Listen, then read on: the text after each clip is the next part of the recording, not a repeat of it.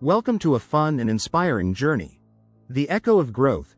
As you enjoy this inspiring story, pay attention to the words highlighted in color. At the end of the video, the meaning of each highlighted word is explained.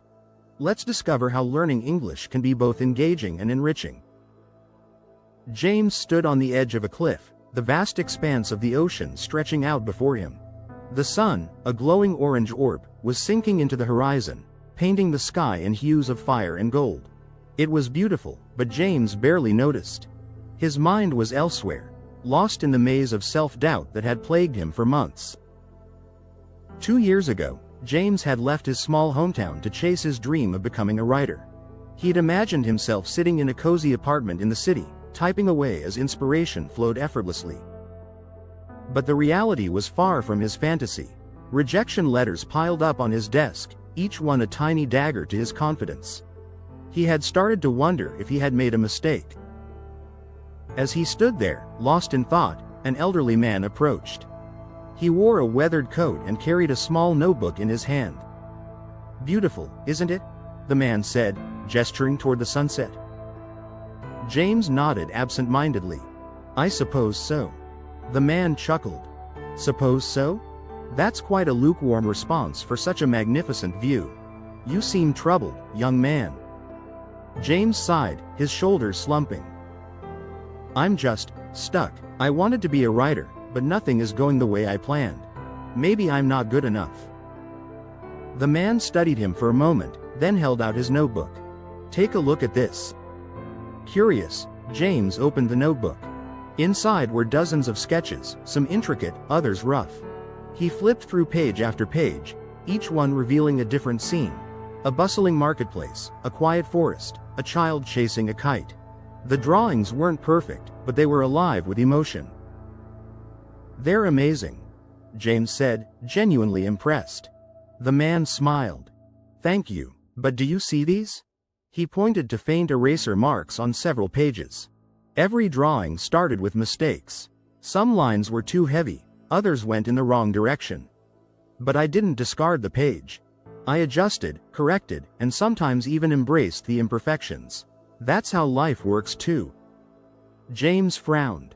"But what if the mistakes keep piling up? What if I never get it right?" But who decides what right is?" the man replied. "Do you know how many times I've sketched this very cliffside? Dozens. And every time, it's different. Some versions I love, others I don't. But each one teaches me something new." James was silent, the man's words sinking in. He had been so focused on the end goal, getting published, that he had forgotten the joy of the process. Writing had once been his passion, but somewhere along the way, it had become a source of stress and self-criticism. The man placed a hand on James's shoulder. "You're an artist, just like me.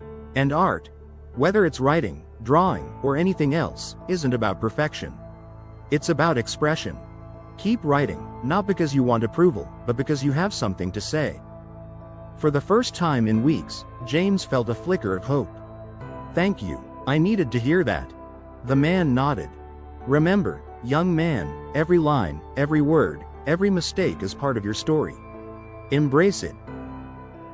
James watched as the man walked away, his figure silhouetted against the fading light. Clutching the notebook, he sat down on the edge of the cliff and pulled out his own. The blank page stared back at him, no longer intimidating but full of possibilities. With a deep breath, he began to write. The words came slowly at first, then faster, flowing like the waves crashing below. For the first time in a long while, James wasn't thinking about whether his story would be good enough. He was simply telling it, line by line, word by word, mistake by mistake. And it felt like freedom.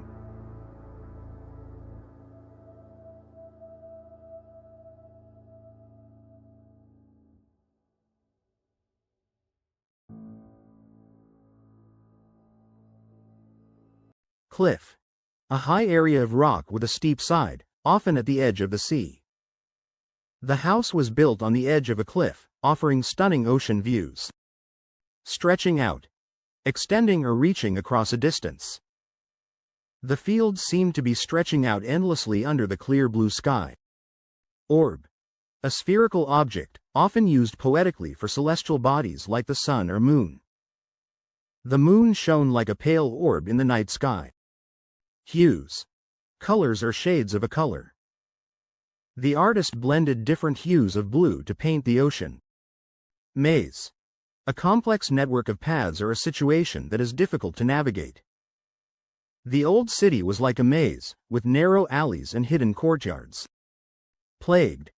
Troubled or affected by repeated issues or difficulties. The company was plagued by technical glitches during its launch. Piled up. Accumulated or collected into a heap.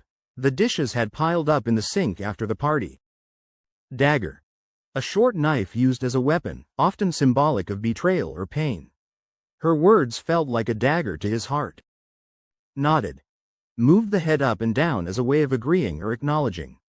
She nodded in agreement when asked if she wanted to join the project. Absent-mindedly. In a distracted or forgetful way. He stirred his coffee absent-mindedly, lost in thought. I suppose so. A way of agreeing hesitantly or reluctantly. Do you think we'll finish on time? I suppose so, if we stay focused. Chuckled. Laughed quietly or softly. He chuckled at the memory of his childhood pranks. Slumping.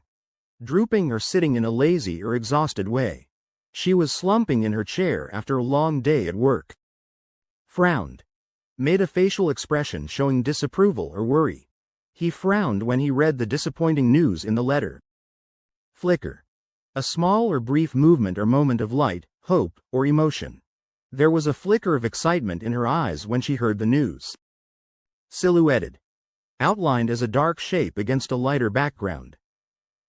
The mountain was silhouetted against the sunrise. Intimidating. Causing fear or apprehension, often by being impressive or overwhelming. The professor's stern demeanor was intimidating to new students.